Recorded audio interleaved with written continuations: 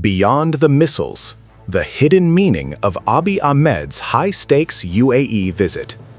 March 12, 2026. The skies over the Persian Gulf were a theater of steel and fire. As the US-Israel conflict with Iran reached a boiling point, the world's fair-weather diplomats were executing quiet exits. Embassies in Abu Dhabi were downsizing, foreign families were being evacuated, and the so-called regional anchors, like Egypt, remained paralyzed in a shroud of strategic silence. Then, an Ethiopian Airlines jet appeared on the radar. While the rest of the world was looking for the nearest exit, Prime Minister Abiy Ahmed was requesting permission to land. This wasn't just a state visit, it was a psychological earthquake. In a region where allies usually disappear the moment the first missile is launched, Ethiopia's leader chose the most dangerous moment to stand on the tarmac of Abu Dhabi. But why? What does a nation from the African highlands have to gain by standing in the crosshairs of a Middle Eastern war? And more importantly, what does this visit reveal about a solidarity doctrine that is making Ethiopia the most trusted partner in the Red Sea? Today, we go beneath the headlines to analyze the solidarity premium and why this move has fundamentally shifted the balance of power in the Horn. This is True Frame. Loyalty versus the ungrateful neighbor. To understand the 2026 UAE visit, we must look at a recurring pattern in Ethiopian leadership. Ethiopia does not practice Zoom call diplomacy. It practices presence. Flashback to July 2024. As Sudan was tearing itself apart, Abiy Ahmed was the first foreign leader to land in Port Sudan. Sudan's Army Chief General Abdel Fattah al-Burhan received his first visit by a foreign leader on Tuesday since war broke out nearly 15 months ago. Ethiopian Prime Minister Abiy Ahmed has framed the visit as part of a push to bring stability to Sudan. While the international community watched from the safety of Geneva, the Ethiopian premier was on the ground, walking hand in hand with General al-Burhan, searching for a path to peace. Also consider February 2025 in Mogadishu. Mortar shells were literally striking the airport perimeter as the Prime Minister's plane touched down. These were not reckless stunts. They were expressions of an ancient Ethiopian virtue. The idea that a true friend is the one who stands by your side when the rest of the world turns its back on you. However, this brings us to the Ungrateful Neighbor Syndrome. Both Abdel Fattah al-Burhan of Sudan and Hassan Sheikh Mohamud of Somalia have benefited from Ethiopia's tested under fire solidarity. Yet, at the first sign of a short-term geopolitical bribe, we have seen them dance with Cairo.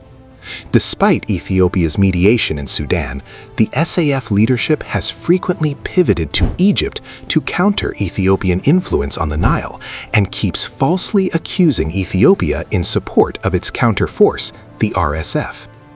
In Somalia, after years of Ethiopian blood being spilled to protect Mogadishu from al-Shabaab, the current administration has attempted to side with Egypt to block Ethiopia's legitimate quest for sea access. This betrayal is a stark contrast to the Highland ethos. It shows a preference for zero-sum politics over regional integration. But here is the curiosity.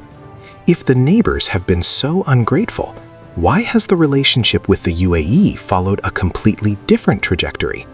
Why has Abu Dhabi become the one partner that doesn't blink when Ethiopia moves towards its destiny?